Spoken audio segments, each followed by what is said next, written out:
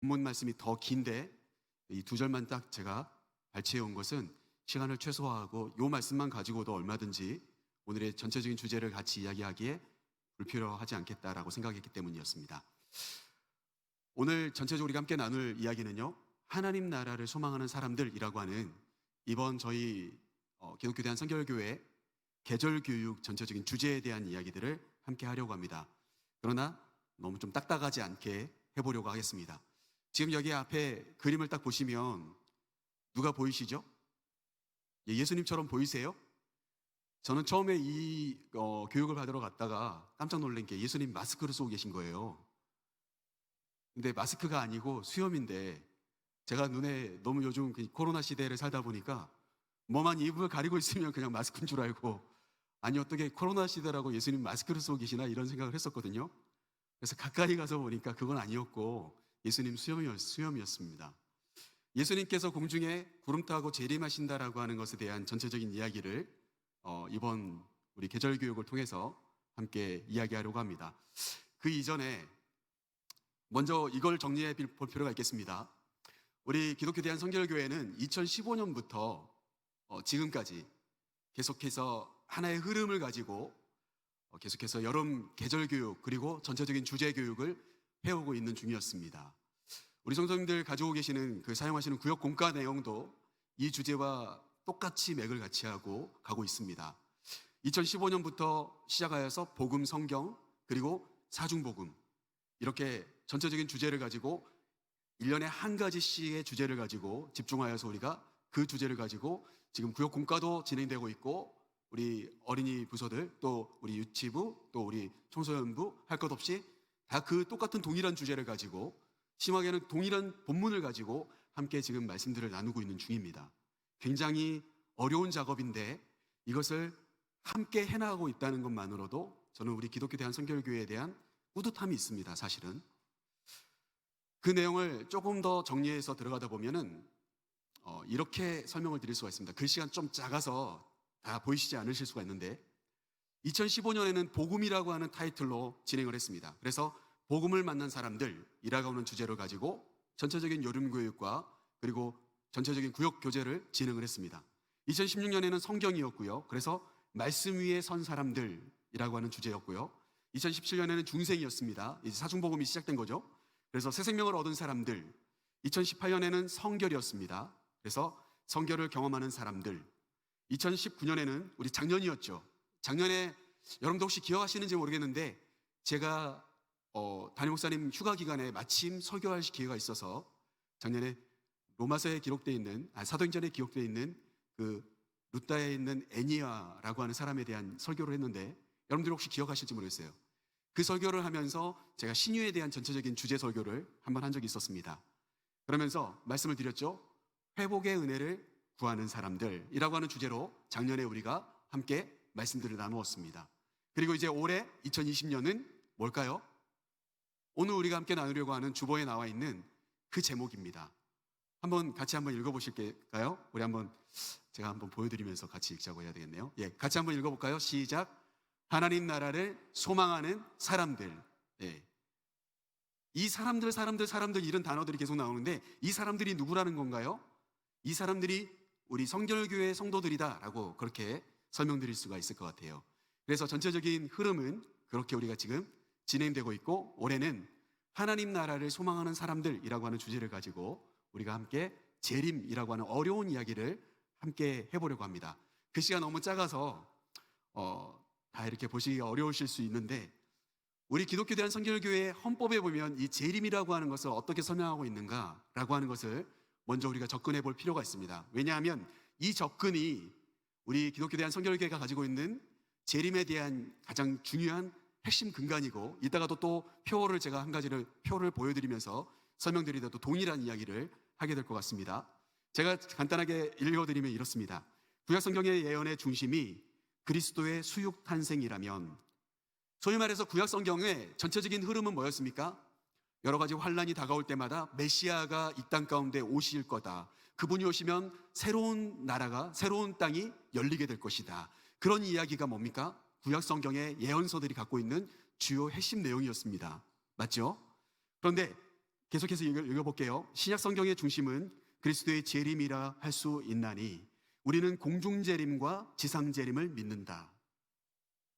그러니까 재림이 한 번에 땅으로 이 땅 가운데 예수님께서 오시는 것이 아니라 공중에서의 재림과 그리고 지상에서의 재림, 이 두 가지를 믿는 게 기독교 대한 성결교회 성도들의 마음이 돼야 된다라고 하는 거죠. 여러분 이런 걸 좀 고민해 보셨습니까? 사실은 별로 크게 고민 안 해보셨죠.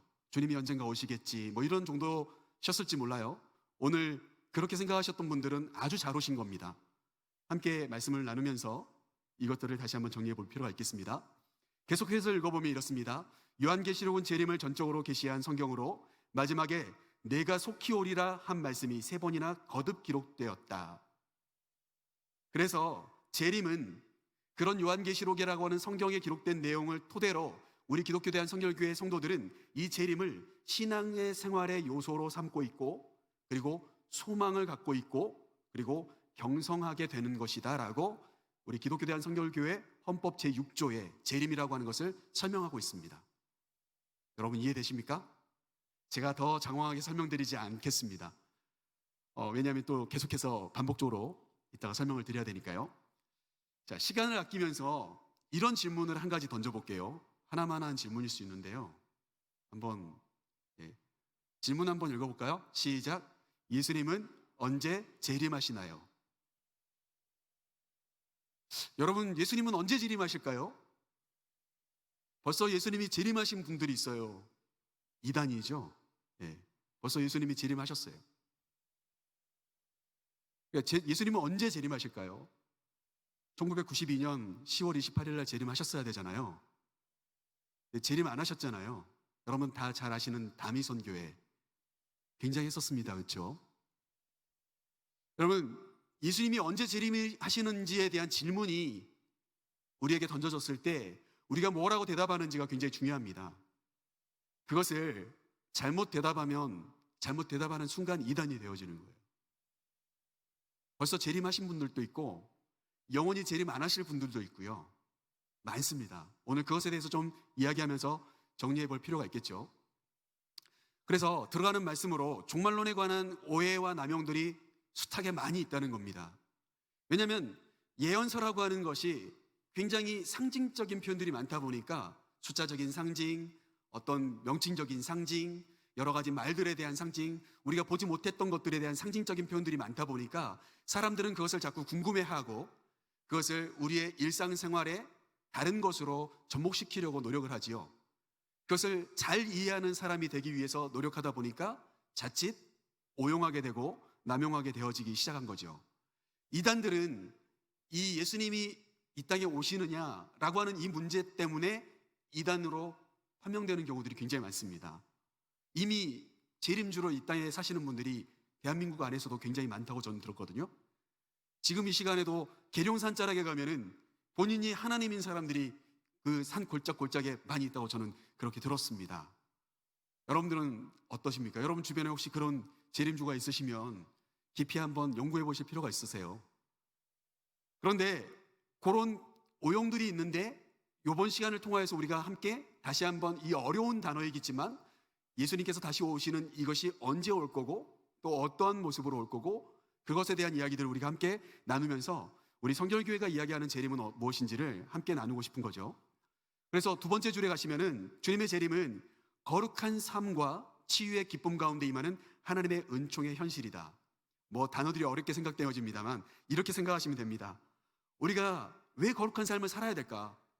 아마 예수님의 재림이 없다면 이 자리에 계시는 분들이 가장 불쌍한 분들이세요. 왜 이 시간에 앉아 계시는 거예요, 여기에? 남들은 시원하게 수박 깎아서 먹어가면서 TV나 보고 누워서 이렇게 있을 텐데 예? 왜 이 자리에 이렇게 갇혀있고 앉으셔서 오늘도 하나님 말씀 나누고 주어진 형식에 맞게 예배 드리려고 노력하십니까? 정말 이 자리에 계신 분들이 가장 불행한 사람들이에요. 그런데 어떻습니까? 주님의 재림은 반드시 있다는 거죠. 그러기에 어때요? 우리는 거룩한 삶을 살아갈 이유가 되는 것이고 그리고 우리의 삶 가운데 재림이라고 하는 단어를 통하여서 우리의 마음이 굉장히 낙담하고 힘들고 어려울 때 그래, 그래도 주님은 이 땅 가운데 오실 거야 라고 하는 기쁨의 치유의 역사들, 우리의 마음속의 위로와 새로운 소망으로 우리를 이끌어 주시는 단어가 바로 재림이더라라고 하는 이야기입니다. 이해되시죠? 마지막 세 번째 줄을 가시면 기독교 대한성결교회, 우리 아까 홍보에도 보셨듯이 우리 기독교 대한성결교회에서는 재림을 두 가지의 단어로 설명하고 있는데, 첫 번째는 소망이고 두 번째는 경성입니다. 우리 한번 따라해 보시겠어요? 소망. 여러분, 소망이 있으십니까? 여러분, 오늘도 우리 어린이부하고 우리 청소년부 우리 학생들하고 오늘 이번 특별히 6월달이 우리 성결교단이잖아요, 주제가. 그래서 뭐 성경 공부 책에는 없지만 오늘 제가 재림에 대한 설교를 잠깐 간단하게 했었어요. 예수님이 이 땅 가운데 오신다는 것은 뭐냐면 빈부 또 힘의 권력에 의해서, 어떤 능력과 지식에 의해서 좌우되고 있던 이 시대를 오직 천국과 지옥으로 다시 정리해 버리시는 그런 날이 바로 예수님의 재림의 날이다. 감히 그렇게 말씀드릴 수가 있을 것 같아요. 그러니까 이 땅 가운데 조금 눌려있고 뭔가 억압되어져 있고 뭔가 풀리지 않고 정말 남들이 볼 때 너는 인생 실패한 거야 라고 이야기하는 그런 사람들까지도 재림을 통하여서 마음속에 소망을 갖게 된다는 사실이죠. 왜요? 천국은 이 세상의 원리와 다른 믿음의 원리, 소망의 원리로 주어지는 것이기 때문이죠. 그래서 우리가 아까 본문 말씀을 읽었을 때도 뭐라고 이야기합니까? 우리의 소망이 우리를 구원하였으므로라고 이야기해요. 저는 거기서 말하는 소망은 믿음이라고 하는 단어와 동일한 단어라고 생각합니다만, 아무튼 우리 기독교 대한성결교회는 재림을 소망이라고 하는 단어로 계속해서 이야기하고자 합니다. 그래서 아무리 삶이 힘들고 어려워도 그러기에 우리는 어떻습니까? 뭐 병천교회처럼 6.25 때 순교하실 수 있는 분들도 있었던 거고, 그리고 일제치하에서 강경성결교회처럼 신사참배를 어린아이들부터 거부할 수 있는 그런 운동이 일어났던 교단이 우리 기독교 대한성결교회가 되었던 이유는 어떠한 삶의 여러 가지 어려운 부분이 다가온다 할지라도 소망이라고 하는 것을 주는 이 단어 재림이 우리 안에 교육되고 있었기 때문이라고 그렇게 말씀드릴 수가 있을 것 같습니다. 또 한 가지 단어가 있죠. 한번 따라해 보시겠습니까? 경성. 여기서 이 단어를 서울의 앳 명칭으로 오해하시면 안 되고요. 여기서 말하는 경성이라고 하는 것은 뭘까요?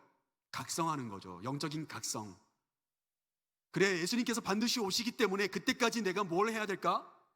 내가 어떠한 삶을 살아가야 될까? 내가 어떠한 그리스도인으로 살아가야 될까?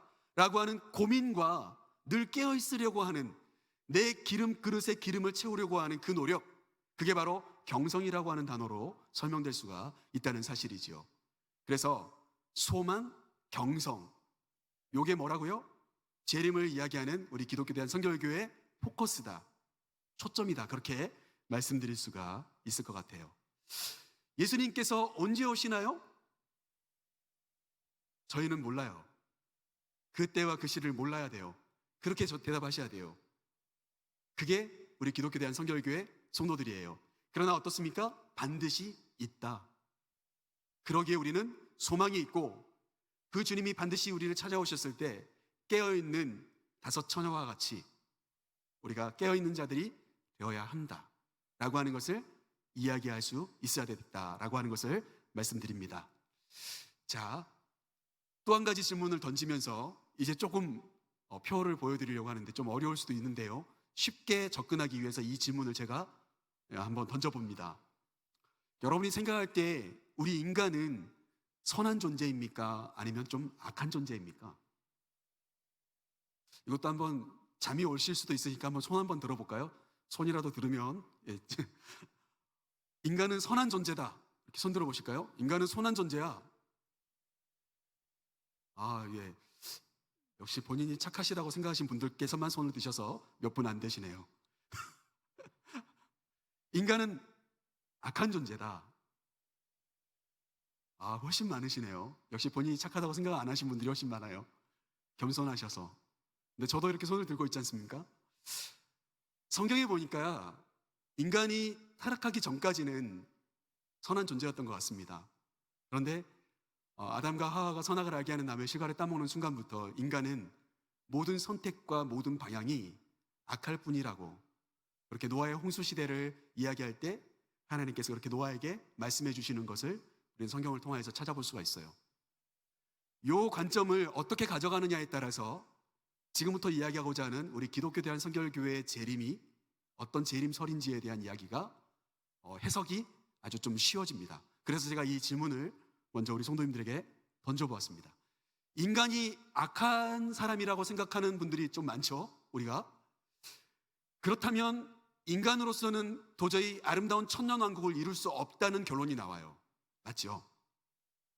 그러면 천년왕국을 이루기 위해서는 그 전에 예수님이 오셔야 될 것 같아라고 이야기하는 사람들, 바로 그 사람들을 이런 표로 보여드릴 수가 있는데, 다른 글씨들은 다 안 보이시더라도 저 위에 빨간색 동그라미 보이시신가요? 예. 저 빨간색 동그라미 속에 있는 단어가 뭡니까? 전천년설 이렇게 되어 있어요. 여기서부터 좀 이제 졸리시기도 하고 막 이렇게 헷갈리실 수도 있는데, 기준은 뭐냐면 천년왕국입니다. 전천년설은 말 그대로 천년왕국 전에 예수님이 재림하실 거다라는 이야기예요. 왜냐하면 인간으로서는 천년왕국을 이룰 수가 없어. 인간은 선한 존재가 아니기 때문에. 그러면 그 천년왕국을 이루기 위해서는, 요한계시록에서 말하는 천년왕국이라는 것이 이루어지려면 우리의 힘으로는 불가능하고 예수님께서 이 땅에 오셔야만 될 거야 라고 이야기하는 게 전천년설입니다. 좀 이해는 되십니까? 예. 그러면 이제 반대로, 아까 인간은 좀 착해요. 인간은 착하고 선하고 기대감이 있습니다. 인간에 대한. 그런 분들에게는 이 그림이 해당 사항이 좀 있습니다. 후천년설이에요. 후천년설. 여기서도 말하는 천년이라고 하는 건 천년왕국을 가리키고 있고요. 천년왕국이 먼저 이루어진 다음에 그 뒤에 예수님께서 이 땅에 재림하실 거다라고 하는 재림의 시기를 이야기할 때에 두 가지의 설로 정리해 볼 수가 있는데, 사실 여기에 한 가지가 더 있어요. 천년왕국과 아무 상관없이 예수님은 언제든 오실 거다. 그게 바로 무천년설 이렇게 되어 있습니다. 이따가도 다시 정리해 드릴 거니까요. 그래서 전천년설은 인간은 악하기 때문에 예수님이 오신 뒤에서야 천년왕국이 이루어질 거야. 후천년설은 인간이 그래도 기대감이 있어. 인간은 선한 존재들이야. 그래서 우리끼리 천년왕국을 이룰 수 있을 거야. 그리고 나면 그렇게 이루고 있는 우리를 위해서 예수님께서 오실 거야 라고 하는 게 후천년설입니다. 이해되시죠? 그래서 참고로 말씀드린다면 저희 기독교 대한성결교회는 전천년설을 이야기합니다. 우리 인간들은 하는 일이 다 악한 존재들이고, 그리고 우리가 이렇게 수고하고 노력하며 하나님께 헌신 봉사했는데 우리가 왜 7년 대환란 같은 걸 경험해야 되느냐? 그런 이야기를 하는 거죠. 우리에겐 환란이 피해갈 수 있어야 된다. 그러기 위해서는 예수님께서 공중에 재림해 주시고 우리는 휴거되고, 그리고 나서 이 세상이 7년 대환란이 일어난 뒤에 예수님께서 이 땅 가운데 오셔서 천년왕국을 이루어 주실 거다라고 하는 것이 우리 기독교 대한성결교회 또 웨슬리안들이 갖고 있는 전천년설, 소위 말해서 천년왕국이 이루어지기 전에 예수님께서 이 땅 가운데 오셔야만 된다, 우리로는 할 수 없다 라고 이야기하는 사람들, 그 사람들이 바로 우리 성결교단의 사람들이다라고 말씀드릴 수가 있을 것 같습니다. 제가 이렇게 말씀을 드리면서 이단들도요, 자기가 재림주다 이렇게 이야기하는 사람들은 이거겠죠. 내가 이제 왔으니 이 세상을 아름답게 해줄 거야, 너의 형편들이 다 열릴 거야, 이렇게 이야기할 거 아니겠어요? 맞죠? 예. 그러니까 굉장히 이단들이 이 발생할 때 이 재림에 대한 부분들 굉장히 많이 이용하고 있는 부분이라고 그렇게 말씀드릴 수가 있을 것 같고요. 반대로 이 후천년설이라고 하는 것을 이야기할 때 이단들이 또 이걸 어떻게 이용하냐면, 교묘하게 우리끼리 어디 먼 곳에 가서 격리돼서 이렇게 우리끼리 아름다운 낙원을 만들고 있으면 이 세상에 재림주가 올 거야. 그러니 너희들 재산 다 팔아서 저기로 가자. 우리에게 헌금해서 우리에게 헌신하고 어디로 가자. 이런 이야기를 할 수가 있겠죠. 그래서 이단들이 이렇게든 저렇게든 여러 가지로 이 재림에 대한 설들을 그들이 이용하고 있다는 것을 여러분들 꼭 기억했으면 좋겠습니다. 여러분들이 아셔야 여러분들의 자녀들과 여러분들이 가르치고 있는 학생들에게 잘 알려주실 수가 있을 거 아니겠습니까? 그렇죠? 참고로 말씀드린다면 이 후천년설을 주장하는 교단이 있는데, 특별히 우리 장로교단 쪽에서 이 후천년설을 많이 강조를 합니다. 그래도 인간들을, 하나님이 예정된 사람들을 구원해 주실 건데 그 사람들을 통해서 이 세상이 변화되고 나면 그때 예수님께서 재림하실 거다라고 이야기하는 그런 장로교단들이 굉장히 많이 있습니다. 장로교단은 이제 예정론을, 구원에 대한 관점을 볼 때 예정론을 이야기할 때가 많이 있지 않습니까? 그래서 이 후천연설을 장로교단 내지는 또 천주교, 가톨릭 이런 쪽에서도 많이 이야기하는 부분들입니다. 다시 한번 정리해 본다면 재림의 시기를 놓고 이렇게 세 가지로 정리되어집니다. 천년 왕국이 이루어지기 전에 예수님이 오실 거다. 그게 전천년설. 그리고 천년 왕국을 이루고 있으면 예수님께서 오실 거다. 그게 바로 후천년설. 그리고 아까도 말씀드렸던 것처럼 천년 왕국과 아무 상관없이 주님은 언제든 본인이 오고 싶을 때 오실 거다. 그게 바로 무천년설입니다. 자, 지금 막 머리가 복잡하실 수도 있습니다. 예. 그러나 제가 최대한 쉽게 설명을 드리려고 노력하겠습니다.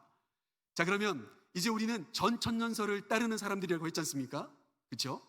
그러면 한 걸음 조금만 더 나아가면 전천년설에도 그게 세 가지로 정리되는 부분들이 있는데 그것을 다 말씀드리면 지금 막 머리가 많이 힘드실 것 같은데 간단하게 설명을 드리면서 제가 넘어가도록 하겠습니다. 우리는 이제 전천년설 안으로 쏙 들어갑니다. 전천년설 안에 딱 들어가면은 유대주의자들을 소위 말해서 이스라엘을 중심으로 하는 사람들이 이야기하는 세대주의적인 전천년설이 있습니다. 그들도 유대교인들도 전천년설을 믿고 있는데 그것을 선호하고 있는데 바로 이런 그림들로 설명드릴 수가 있는데 맨 왼쪽 밑에 보시면 오순절 성령이 임하시죠. 그리고 나서 시작된 게 교회 시대입니다. 지금 우리는 어떤 시대를 살고 있어요? 교회 시대를 살아가고 있는 거죠. 맞습니다. 그런데 그러다가 어느 순간에 공중에서 주님이 재림을 합니다. 그게 파란색 글씨입니다. 공중재림이 있어요. 그러면 어떻게 되느냐? 이 땅에 있던 교회들이 다 휴고된다는 거예요. 그리고 나서 이 땅 가운데 남겨진 사람들끼리 7년 대환란을 겪게 될 거다. 그리고 그 7년 대환란이 끝나고 나면 지상 재림이 오게 될 거고, 그리고 나면 유대인들이 가장 먼저 회복되게 될 거다. 이스라엘이 회복되게 될 거야. 그리고 나면 천년왕국이 이루어진다 라고 하는 것이 유대주의자들이 이야기하는 세대주의적 전천년설이라고 말씀드릴 수가 있어요.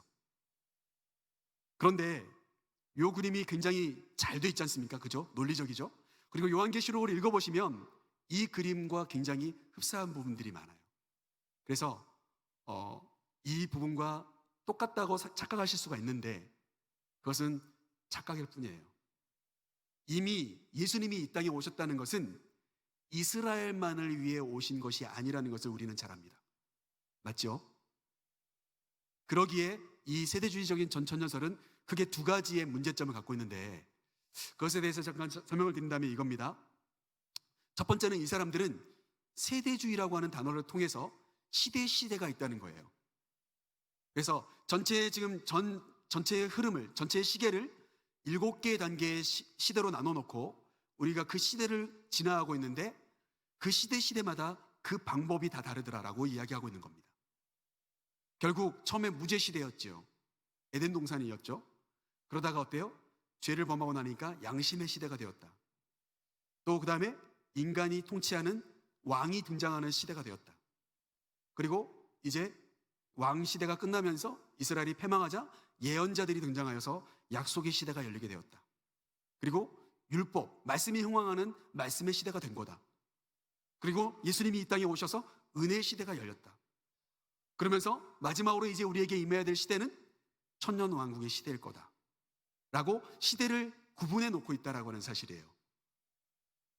그런데 여기서 한 가지 오류가 뭐냐면 우리는 구약 성경의 율법도 굉장히 중요하게 생각을 합니다. 그 시대가 끝났다고 해서 그것을 배제하는 게 아니라 우리는 그것을 선호하는 사람들이죠. 그래서 우리 기독교인들은 이렇게 시대를 나누어서 그 시대에 맞게 살아가는 사람들이 아니라 시대의 흐름 속에 역사하시는 하나님을 우리가 경험하긴 하지만 과거의 시대를 무시하지 않는 사람들이 우리 진짜 오리지널 기독교인들이라고 말할 수가 있는데 세대주의자들은 그렇게 바라보지 않는다는 게 문제입니다. 두 번째는 아까도 말씀드린 것처럼 이 세대주의자들의 가장 큰 문제점은 모든 것이 이스라엘 중심이라는 사실이에요. 선민사상. 그러나 아까도 말씀드렸듯이 예수님이 이 땅에 오신 순간 이미 선민이라고 하는 것 자체가 없어졌지요. 우리는 어떤 기준으로 선민이 되어지는 겁니까? 우리가 어떤 기준으로 하나님의 자녀가 되어지는 거예요? 오직 믿음으로 예수 그리스도를 우리 마음속에 구주로 영접하는 순간부터 우리는 하나님의 자녀가 되어지는 권세를 누리게 되어져요. 그러기에 세대주의자들이 이야기하는 이 세대주의적인 전천연설은 문제가 있다라고 이야기하는 겁니다.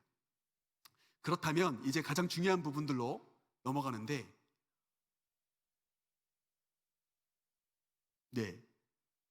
성경적인 전천연설이라고 하는 이 부분이 우리 기독교 대한 성결교회에서 이야기하는, 웨슬리안들이 이야기하는 재림에 대한 이야기입니다. 아까의 그림과 거의 틀린 게 별로 없지요. 그렇죠? 그런데 이 그림들을 자세히 보시면 조금 다른 부분들이 있습니다. 아까도 말씀드린 것처럼 왼쪽 맨 밑에 보시면은 오순절 성령이 임하십니다. 그리고 나니까 교회라고 하는 것이 출발되어졌습니다. 그래서 교회의 시대가 열렸습니다. 그런데 그렇게 살아가고 있다가 공중에서 주님이 재림을 하면, 그렇죠? 예수 잘 믿던 사람들은, 구원의 확신이 있는 사람들은 휴거를 당하게 되죠. 맞습니까? 안 맞습니까? 맞죠? 그래서 예수님 잘 믿는 사람들이 휴거를 하게 되죠. 그래서 이 공중에서 혼인잔치가 열리게 되어지죠. 그게 요한계시록에서 이야기하고 있는 공중재림의 특징입니다. 그런데 성도들은 휴거를 당하지만 여기서 중요한 단어가 그겁니다. 교회가 다 휴거를 당하는 그런 세대주의적인 게 아니라 교회 시대가 끝났어, 그러니까 교회는 다 휴거당하는 거야, 이게 아니고요. 교회를 다니지만 교회 안에서도 신앙이 흐트러져 있는 사람들, 바른 구원의 확신이 없는 분들은 안타깝게도 이 시기에 휴거를 당하지 못하게 되는 겁니다. 그래서 결국 어떻게 될까요? 7년 대환란을 이 땅에서 보내시게 된다는 사실이에요. 이해되십니까? 우리 기독교 대한 성결교회에서 이야기하는 재림의 구조는 바로 그렇습니다. 교회 시대가 재림을 통해서 끝나는 게 아니라 성도들만, 진짜 믿음이 좋은 성도들만 들림을 받고 휴거를 당하고, 그렇지 못한 분들은 안타깝게도 이 땅 가운데 남아서 7년 대환란을 겪게 될 텐데, 여기서 말하는 7년은 정말로 7년일 수도 있겠지만 7이라는 숫자는 여러분 잘 아시다시피 완전하다라는 뜻을 갖고 있어요. 그래서 이 땅이 완전히 대환란 가운데 들어갈 거다라고 하는 표현일 수도 있어요. 그래서 꼭 7년이 아니더라도 이 땅에 남아있는 분들은, 그리고 하나님은 알지만 예수님을 믿지 못했던 유대인들은 고스란히 이 땅에 남아서 예수님이 공중에 재림하시는 모습, 성도들이 들림받는 모습을 바라보고 자신들은 이 안에서, 이 땅에서 큰 환난 가운데 빠지게 될 거라는 사실이에요. 그러면 혹시라도 들림 받지 못한 믿음이 연약했던 성도들은 어떻게 하면 될까요? 그 7년 대환란 가운데 자신이 예수 그리스도에 대해 그동안 바르게 믿지 못했음을 회개하고 마음을 돌이키는 그런 영적인 각성이 다시 한번 일어나야 될 시기라고 하는 사실이에요. 여러분, 그래서 좀 성경적이진 않지만 666 그런 오멘 이런 영화를 보시면 막 잡아서 죽이고 막 그렇게 하지 않습니까? 그 대상들이 대부분 말씀은 아는데 들림받지 못한 사람들이에요. 그런 부분들은 굉장히 성경에 대한 표현들로 다르게 잘 되어 있는 것 같아요. 그래서 혹여라도 들림받지 못하더라도 7년 대환란 가운데서 자신의 믿음을 다시 한번 돌이키고 하나님께 회개하는 자들이 생긴다면, 그 7년 대환란이 끝난 뒤에 예수님께서 공중에 들림받았던 성도들과 함께 이 땅 가운데 내려오실 때 그들 또한 천국에 들어갈 수 있는 소망의 사람들로 바뀌게 되어져서 온전한 교회가 회복되어지게 될 것이다. 그리고 나서 천년왕국이 이루어지게 된다 라고 이야기하는 게 바로 성경적인 요한계시록을 제대로 이야기하고자 하는 우리 기독교에 대한 성결교회가 가지고 있는 재림입니다. 이해되십니까? 네. 그래서 재림이 두 개의 재림이 있습니다. 공중의 재림이 있고요. 바라기는 정말 이 자리에 계신 우리 성도님들 한 분도 빠짐없이 그 예수님의 공중 재림에, 혼인잔치에 다 참여하시기를 간절히 축복합니다. 그래서 이 땅에 남으셔서 단 한 분도 그 엄청난 7년 대환란에 빠지지 않기를 간절히 소망해 봅니다. 그리고 나서 어때요? 7년 대환란이 끝나고 이 땅 가운데 회개한 사람들을, 또 이 땅에 있는 모든 죄악의 세력을 물리치기 위해서 주님이 이 땅 가운데 재림하시는 것, 그래서 천년왕국을 이루어 주시는 것, 그게 바로 우리 기독교 대한성결교회가 이야기하는 성경적인 전천년설입니다. 자, 여기까지만 이야기하고 조금 그 다음 파워포인트 2장 정도를 제가 그냥 좀 넘겨보겠습니다. 왜냐하면 여러분들 막 머리들이 더 복잡해지실 것 같고 해서 이 2개의 그림은 제가 넘기고, 그래서 다시 한번 복습하며 말씀을 드린다면 우리 기독교 대한성결교회는 천년왕국 전에 예수님이 이 땅에 오셔야만 그분을 통해서 천년왕국이 이루어질 수 있다라고 믿고 있는 전천년설의 사람들입니다. 그런데 아까도 말씀드린 것처럼, 방금 우리가 함께 보았던 그림처럼, 우리는 그런 전천년설이지만 예수님께서 이 땅 가운데 이스라엘 백성만을 회복시키기 위해서 오시는 게 아니라 교회를 온전히 회복하시기 위해서 오시는 분이기 때문에 교회 머리 대신 예수님께서 이 땅 가운데 오셔서 교회를 온전히 회복하게 하시는 성경적인 전천년설을 믿고 있는 사람들이다라고 그렇게 말씀을 드리면 우리 기독교 대한성결교회 재림을 제대로 이해하고 계시는 분이라고 그렇게 말씀드릴 수가 있을 것 같습니다. 자, 그러면 그런 성경적인 전천년설을 우리가 함께 나누면서 그런 성경적인 전천년설을 믿고 있는 우리들은 그러면 어떤 성도의 삶을 살아가면 좋겠는지에 대한 이야기를 이제 우리가 함께 몇 가지로 정리하면서 말씀으로 이제 이어가려고 하는데, 우리 한번 읽어보겠습니다. 함께 같이 한번 읽어보겠습니다. 시작. 부활하신 예수님은 재림을 약속하셨다. 이따가도 말씀드리겠습니다만 오늘 우리 어린이부나 우리 청소년부에서 제가 설교할 때 썼던 말씀 중에 한 가지가 사도행전 1장 11절 말씀이었어요. 예수님이 하늘로 승천하실 때 함께 따라 내려오셨던, 예수님을 맞이하기 위해서 마중왔던 그 천사 중에서 이 땅에 남아있는 제자들에게 했던 이야기가 있죠. 그게 뭔가요? 너희가 본 그 모습 그대로 주님이 다시 오시리라 라고 이야기하고 예수님과 함께 하늘로 올라갔다는 이야기예요. 그 말은 뭡니까? 부활하신 예수님은 재림을 반드시 이루실 거라고 하는 약속을 해주셨다는 사실을 우리 성도님들이 마음으로 믿어 의심치 않으셔야 됩니다. 아직 우리의 눈에 보이지 않았다고 해서 재림이 없다라고 생각하시면 안 된다는 거예요. 이해되시죠? 자, 2번째 우리 한번 같이 한번 읽어볼까요? 같이 한번 읽어보겠습니다. 시작. 재림의 실황으로 성도와 교회에게 닥친 환난과 시련을 극복하자. 여러분, 아까도 말씀드렸죠. 우리는 소망의 사람들이 되어야 합니다. 어떠한 교회의 어려운 환난과 여러 가지 핍박이 다가온다 할지라도 우리는 그 모든 것들을 재림 신앙으로 극복해 나가는 사람들이 되어야 합니다. 그게 바로 성경적인 전천년설을 믿고 있는 우리 기독교 대한성결교회 사람들의 가지고 있어야 될 이야기다. 자, 또 한번 같이 한번 읽어볼까요? 함께 읽어보겠습니다. 시작. 하나님 나라의 의와 평강과 희락을 추구하는 삶을 살자. 우리가 비록 몸은 이곳에 있지만 언젠가 우리가 하나님 나라에 가야 되잖아요. 그러면 하나님 나라에 가는 훈련이 이루어지는 공간이 우리 기독교 대한성결교회 교회 곳곳이 그러한 공간들이 돼야 된다는 사실이에요. 그런데 그 원리가 있습니다. 그건 뭐냐면 하나님께서 가지고 있는 의, 그리고 하나님의 그 평강, 그리고 하나님의 그 희락, 그 3가지의 덕목이 하나님 나라에서도 주어질 것이고 이 땅을 살아가는 성도들이 교회 안에서 이루어야 될 가장 중요한 목표다. 그러니까 교회가 의로워야 됩니다. 그리고 교회 안에 오면 평안이 있어야 됩니다. 밖은 시끄럽고 코로나로 인해서 여러 가지 어려운 일들이 많이 있겠지만 교회에 딱 들어오는 순간 하나님이 주시는 세상이 줄 수 없는 평안 가운데 여러분들이 들어가셔야 됩니다. 그리고 나서 어때요? 교회 안에서 예배를 통해서 여러분들 마음속에 있었던 여러 가지 근심 걱정이 떠나가고 찬송 가운데, 말씀 가운데, 기도 가운데 여러분 안에 기쁨이 넘쳐나는 삶을 살아가셔야 되는 거예요. 아멘이십니까? 바로 그게 우리 기독교 대한성결교회가 이야기하는 재림의 삶을 살아가는 사람들의 목표가 되어야 된다. 마지막으로 한번 같이 한번 읽어보겠습니다. 같이 한번 읽겠습니다. 시작. 새하늘과 새 땅을 바라보며 하나님 나라의 비전을 선포하자.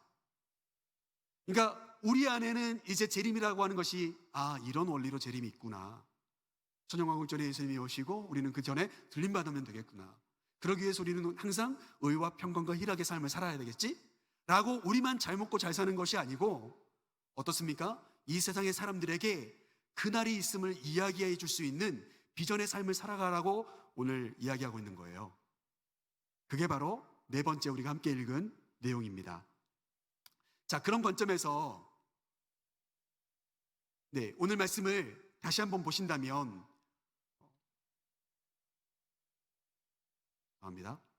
오늘 말씀을 다시 한번 보신다면 오늘 말씀은 바울이 뭐라고 이야기하고 있습니까?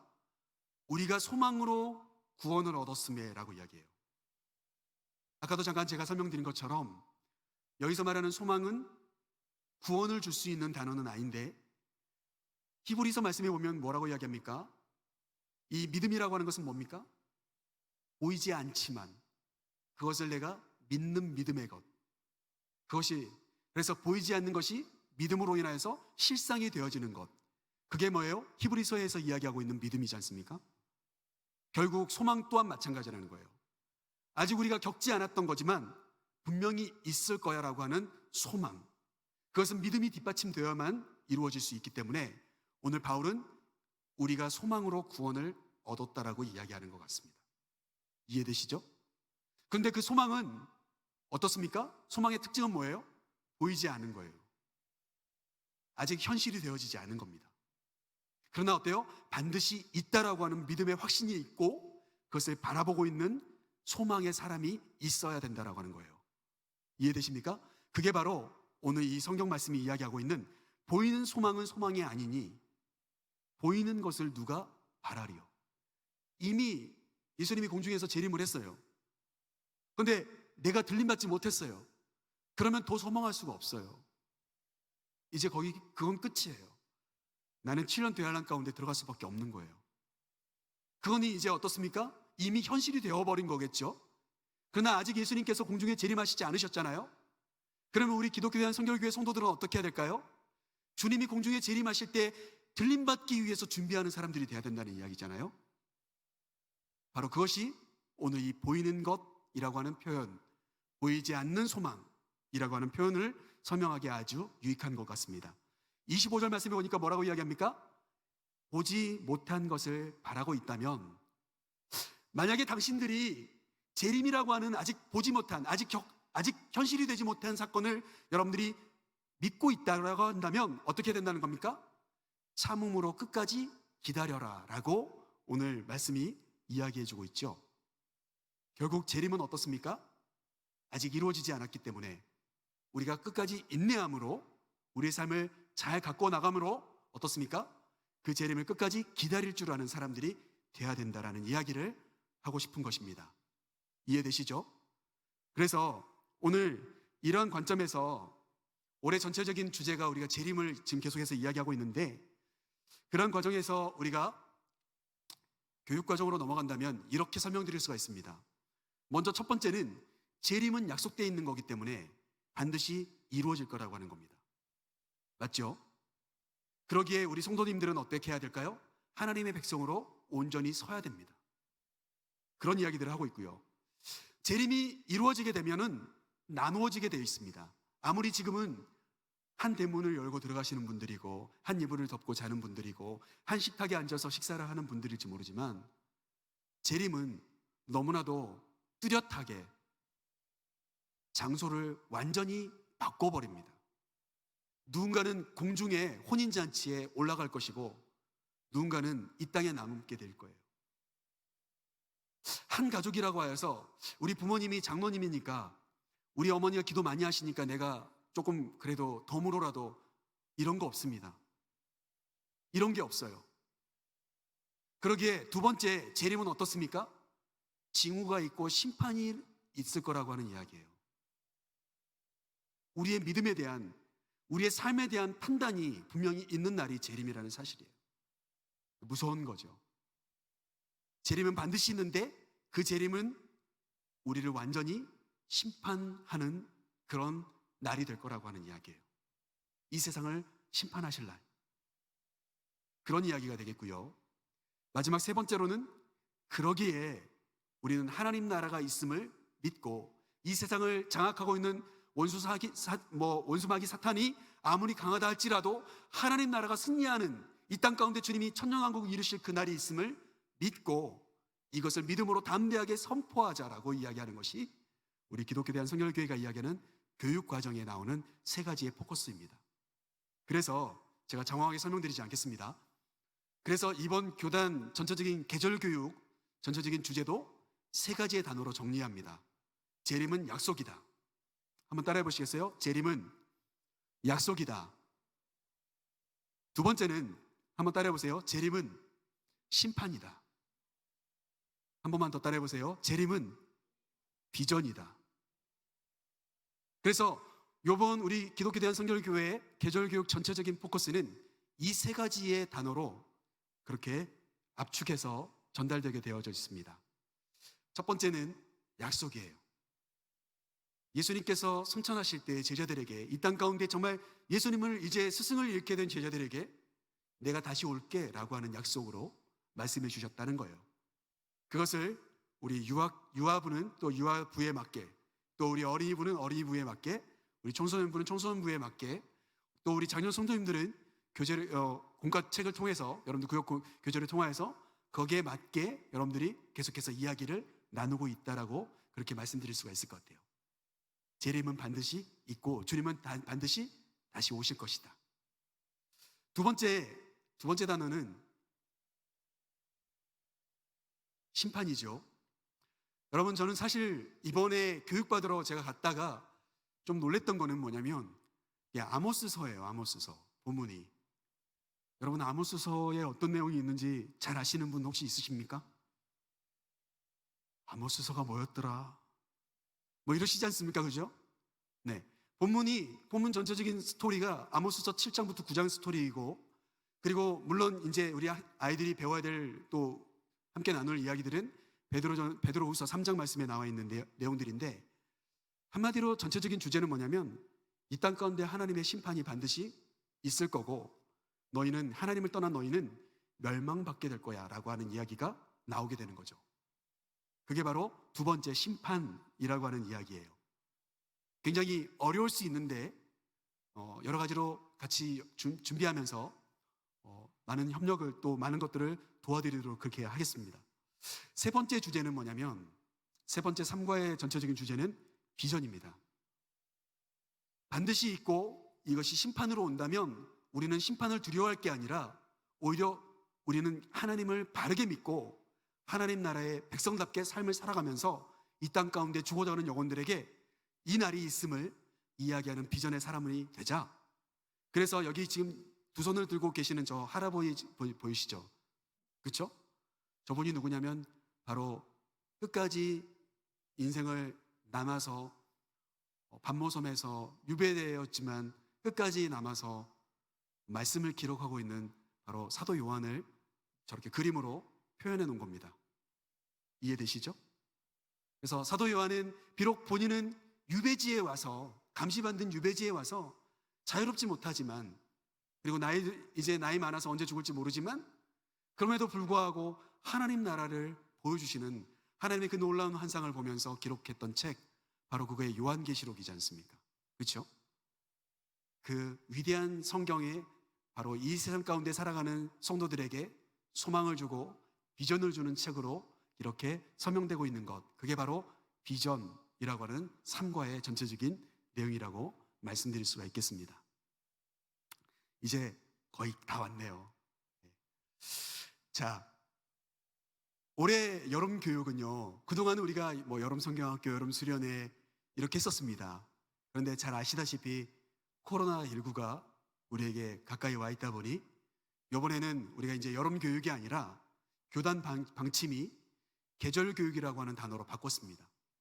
그래서 가을도 좋고 겨울도 좋고 언제든, 내년 봄도 좋고 언제든 그 계절을 하나를 선택을 해서 이번에 이 재림이라고 하는 내용을 다만 빠짐없이 우리 기독교 대한성결교회에 포함되어 있는 우리 유치부로부터 우리 어른들까지 함께 훈련받았으면 좋겠다라고 하는 것이 우리 교단의 교육국에서 내린 방침입니다.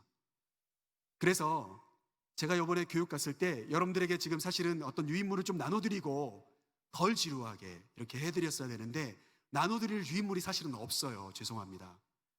왜냐하면 이번에 교육을 갔더니 스마트폰을 반드시 들고 오라는 거예요.